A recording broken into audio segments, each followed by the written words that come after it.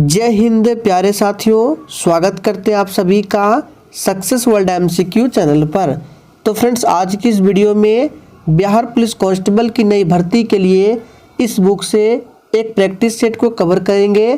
तो आज का ये सेशन आप लोगों के लिए बहुत ही ज़्यादा इम्पोर्टेंट है। तो फटाफट से आप सभी लाइव में जुड़ जाइए। सभी को गुड इवनिंग, गुड इवनिंग। तो चलिए शुरुआत करते हैं आज के प्रश्नों से। पहला प्रश्न है, मुगल चित्रकारी किनके शासनकाल में पराकाष्ठा पर थी। और अगर आपको इन सेट में किसी भी प्रश्न का आंसर आता है तो आप लोगों को लाइव चैट का ऑप्शन दिया गया है। प्रत्येक स्टूडेंट को आंसर करते जाना है और सेशन के एंड में आप लोगों ने कितने प्रश्नों के सही सही जवाब दिए हैं कमेंट बॉक्स में हमें ज़रूर बताना है।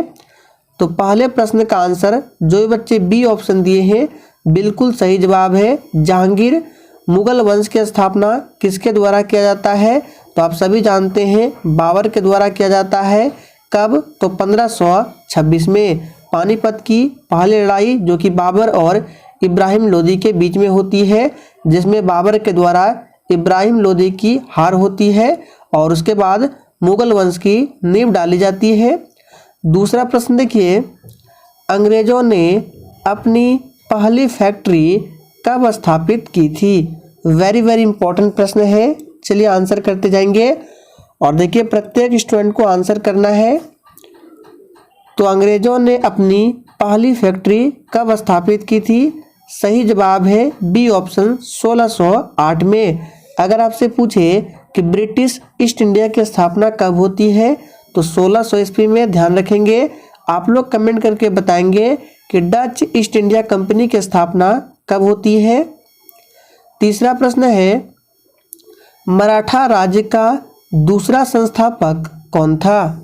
सोच समझकर आंसर करना है। तो तीसरे प्रश्न का आंसर जो ये बच्चे बालाजी विश्वनाथ को दिए हैं बिल्कुल सही जवाब है। ये मराठा राज्य का दूसरा संस्थापक था। चौथा प्रश्न है, नादिर शाह किनके शासनकाल में भारत पर आक्रमण किया था? तो चौथे प्रश्न का आंसर जो ये बच्चे डी ऑप्शन दिए हैं बिल्कुल सही जवाब है। मोहम्मद शाह के शासनकाल में नादिर शाह ने भारत पर आक्रमण किया था। मुगल सम्राटों में सबसे लंबा शासन किनका था? चलिए आप सभी 5 के लिए फटाफट से आंसर बताएंगे। तो पांचवें प्रश्न का जो बच्चे सी को दिए हैं बिल्कुल सही जवाब है। मुगल सम्राटों में सबसे लंबा शासन अकबर का था। अकबर ने 1582 ईस्वी में दीन ए इलाही धर्म की स्थापना किया था। आगे देखिए, भारत में आधुनिक शिक्षा प्रणाली की नींव किनके अनुशंसा पर पड़ी थी? वेरी वेरी इंपॉर्टेंट प्रश्न है, बिल्कुल छपने वाला प्रश्न है। तो छठे प्रश्न का आंसर जो ये बच्चे लॉर्ड मैकाले को दिए हैं बिल्कुल सही जवाब है। ऑपरेशन फ्लड के सूत्रधार कौन थे? चलिए आप सभी आंसर करते जाएंगे। वेरी वेरी इंपॉर्टेंट प्रश्न है और आप लोग ये भी आंसर करेंगे ऑपरेशन फ्लड का संबंध किससे है। तो सातवें प्रश्न का आंसर जो ये बच्चे डी को दिए हैं बिल्कुल सही जवाब है, डॉक्टर वर्गीज कुरियन है। और ऑपरेशन फ्लड का संबंध है किससे? तो दुग्ध उत्पादन से। ध्यान रखना है, श्वेत क्रांति दुग्ध उत्पादन से संबंधित है और श्वेत क्रांति के जनक कौन है? तो डॉक्टर वर्गीज कुरियन। MS स्वामीनाथन ये भारत में हरित क्रांति के जनक है और विश्व में हरित क्रांति के जनक पूछे तो कौन है? Norman Borlaug. यहाँ पे लिख देते हैं नॉर्मन बोरलॉग, ये विश्व में हरित क्रांति के जनक है। भारतीय मानक ब्यूरो का मुख्यालय कहाँ स्थित है? तो भारतीय मानक ब्यूरो का मुख्यालय है नई दिल्ली में। तीसरी तथा चौथी योजना के मध्य कितने वर्ष का योजना अवकाश रहा था? तो देखिए तीसरी तथा चौथी योजना के मध्य कितने वर्ष का योजना अवकाश रहा था? इसका सही जवाब है 3। चलिए आगे देखिए, कर्क रेखा किस राज्य से होकर नहीं गुजरती है? ऑप्शन है पश्चिम बंगाल, त्रिपुरा, मिजोरम या आंध्र प्रदेश। तो देखिए हमने आपको बताया था कर्क रेखा भारत के 8 राज्यों से होकर गुजरती है, जिसमें से आंध्र प्रदेश नहीं आता है। डी ऑप्शन सही जवाब है। बाकी पश्चिम बंगाल, त्रिपुरा, मिजोरम इन सभी जगहों से, इन सभी राज्यों से होकर गुजरती है। चलिए आगे देखते हैं। भारत की सबसे लंबी स्थलीय सीमा किसके साथ है? और देखिए जिसने अभी तक सेशन को लाइक नहीं किया है तो आप सभी से रिक्वेस्ट है, सेशन पसंद आता है तो प्लीज़ सभी लोग सेशन को लाइक किया करें। तो 11वें प्रश्न का आंसर जो ये बच्चे बांग्लादेश को दिए हैं बिल्कुल सही आंसर है। भारत की सबसे लंबी स्थलीय सीमा बांग्लादेश के साथ है। कितना है? तो लगभग 4096 किलोमीटर है। सबसे कम पूछे तो अफगानिस्तान के साथ है। कितना है? तो 106 किलोमीटर है। सभी पॉइंट को ध्यान रखना है। समुद्र पर भारत का सबसे निकटतम पड़ोसी देश कौन है? श्रीलंका, अफगानिस्तान, इंडोनेशिया या फिर डी भूटान है। तो देखिए 12वें प्रश्न का आंसर है अफगानिस्तान है। ए ऑप्शन इस प्रश्न का बिल्कुल सही आंसर है। हिमालय की औसत ऊंचाई लगभग कितनी है? तो बात करें हिमालय की औसत ऊंचाई लगभग कितनी है तो 6100 मीटर है। बी ऑप्शन इस प्रश्न का बिल्कुल सही आंसर है। किस अक्रिय गैस को छोड़कर उनके बाह्य कक्षा में 8 इलेक्ट्रॉन होते हैं?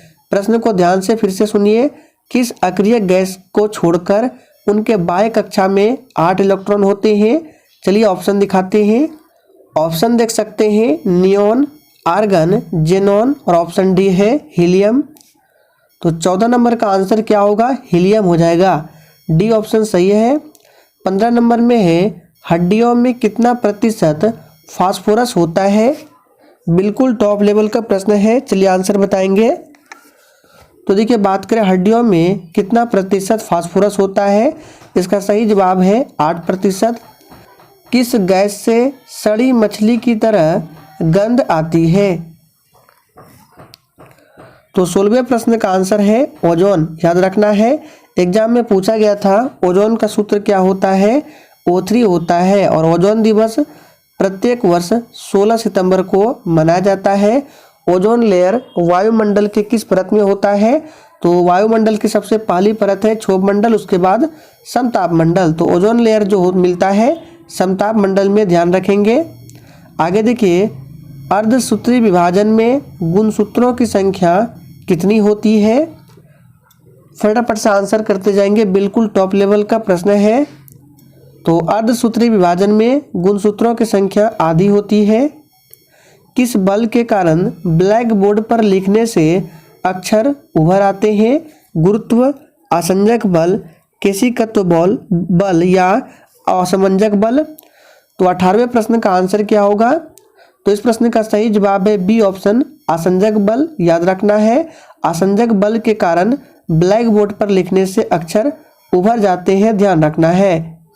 आगे देखिए पीतल के बर्तनों पर किसकी पॉलिश की जाती है? तांबा, कांसा, क्रोमियम या निकेल? तो 19वें प्रश्न का आंसर है डी ऑप्शन निकेल। पीतल के बर्तनों पर निकेल पॉलिश की जाती है। स्वप्नों की अध्ययन को क्या कहा जाता है? तो देखिए स्वप्नों के अध्ययन को कहा जाता है ओनिरोलॉजी। बी ऑप्शन बिल्कुल सही जवाब है। ओनिरोलॉजी स्वप्नों का अध्ययन कहलाता है, ध्यान रखेंगे। पक्षियों का अध्ययन क्या कहलाता है? आप लोग कमेंट करके बताएंगे। देखते कितने बच्चे आंसर करते हैं। कल की क्लास में हमने किया था कि पक्षियों का अध्ययन क्या कहलाता है। समानता का अधिकार का संबंध किस अनुच्छेद से है? वेरी वेरी इंपॉर्टेंट प्रश्न है, इसको मार्क करेंगे। समानता का अधिकार का संबंध किस आर्टिकल से है? तो इसका सही जवाब है अनुच्छेद 14 से है। राज्यपाल को किस अनुच्छेद के तहत क्षमादान यानी कि मृत्यु दंड को छोड़कर देने का अधिकार है? राष्ट्रपति के पास किस आर्टिकल के तहत है? तो आप सभी जानते हैं अनुच्छेद 72 के तहत, लेकिन यहाँ पे राज्यपाल पूछ रहा है कि राज्यपाल को किस अनुच्छेद के तहत क्षमादान देने का अधिकार है? सिर्फ मृत्यु दंड को छोड़कर। तो 22वें प्रश्न का आंसर क्या होगा? ऑप्शन डी अनुच्छेद 161, ध्यान रखना है। जबकि राष्ट्रपति पूछे तो अनुच्छेद 72 होगा। राष्ट्रपति को किस अनुच्छेद के तहत क्षमादान, मृत्युदंड सहित देने का अधिकार है? तो अभी हमने बताया राष्ट्रपति पूछे तो क्या होगा, आर्टिकल 72 यानी अनुच्छेद 72 के तहत, और राज्यपाल को अनुच्छेद 161, दोनों को ध्यान रखना है। संविधान के किस भाग में संविधान संशोधन प्रक्रिया का वर्णन है? तो संविधान के किस भाग में है? तो इस प्रश्न का सही जवाब है ऑप्शन सी, भाग 20 में। और संविधान संशोधन की प्रक्रिया जो है इसे दक्षिण अफ्रीका के संविधान से लिया गया है। आप लोग कमेंट करके बताएंगे कि संविधान संशोधन की प्रक्रिया का वर्णन किस अनुच्छेद में किया गया है। संचित निधि का संबंध किस अनुच्छेद से है? तो देखिए संचित निधि का संबंध है अनुच्छेद 266 ए से यानी 1 से। ए ऑप्शन इस प्रश्न का बिल्कुल सही आंसर है। लोक लेखा निधि का संबंध किस अनुच्छेद से है? और यहाँ से एक प्रश्न पूछा जाता है, लोक लेखा सदस्यों का कार्यकाल कितने वर्षों का होता है? तो ये भी ध्यान रखेंगे, 1 वर्ष का होता है। लोक लेखा समिति में कितने सदस्य होते हैं? टोटल 22 सदस्य होते हैं, ये भी ध्यान रखना है। नेक्स्ट क्वेश्चन है, आकस्मिक निधि का संबंध किस अनुच्छेद से है? चलिए ऑप्शन दिखाते हैं, यहाँ पे देख सकते हैं ऑप्शन। चलिए आंसर बताएंगे। तो 27 नंबर प्रश्न का आंसर क्या है? इसका आंसर है ऑप्शन सी, अनुच्छेद 267 से। इंटरपोल का मुख्यालय कहाँ है? तो हमने आपको प्रैक्टिस सेट में कराया था, इंटरपोल का मुख्यालय है लियोन्स में। विश्व स्वास्थ्य संगठन की एकमात्र महिला अध्यक्ष कौन है? तो इस प्रश्न का सही जवाब है option B, doctor Sushila Nayar है। बी ऑप्शन जो भी बच्चे दिए हैं बिल्कुल सही जवाब है। विश्व स्वास्थ्य संगठन यानी कि WHO, इसकी स्थापना कब होती है? तो 7 अप्रैल 1948 को, ये भी ध्यान रखेंगे। इसलिए प्रत्येक वर्ष 7 अप्रैल को विश्व स्वास्थ्य दिवस के रूप में मनाते हैं और इसका मुख्यालय जिनेवा में है। भारत भारती के लेखक कौन है? तो भारत भारती के लेखक है मैथिली शरण गुप्त। डी ऑप्शन सही है। बुडापेस्ट किस नदी के किनारे बसा हुआ है? तो बुडापेस्ट जो है ये डेन्यूब नदी के किनारे बसा हुआ है। लंदन शहर टेम्स नदी के किनारे बसा हुआ है। न्यूयॉर्क शहर हडसन नदी के किनारे बसा हुआ है। नोबेल पुरस्कार कुल कितने क्षेत्रों में दिए जाते हैं? तो नोबेल पुरस्कार कुल 6 क्षेत्रों में दिए जाते हैं, ध्यान रखें। मलयालम किस राज्य की राजभाषा है? तो बहुत ही सिंपल प्रश्न है। मलयालम जो है ये केरल राज्य की राजभाषा है। कर्नाटक का क्या है? कन्नड़ है, ध्यान रखेंगे। आंध्र प्रदेश तेलुगु है। चलिए आगे देखिए, तीसरे अंपायर नियम के प्रथम शिकार बल्लेबाज कौन है? तीसरे अंपायर नियम के प्रथम शिकार बल्लेबाज कौन है? तो इसका सही जवाब है ऑप्शन सी, सचिन तेंदुलकर। अयोध्या का मंदिर किस नदी तट पर स्थित है?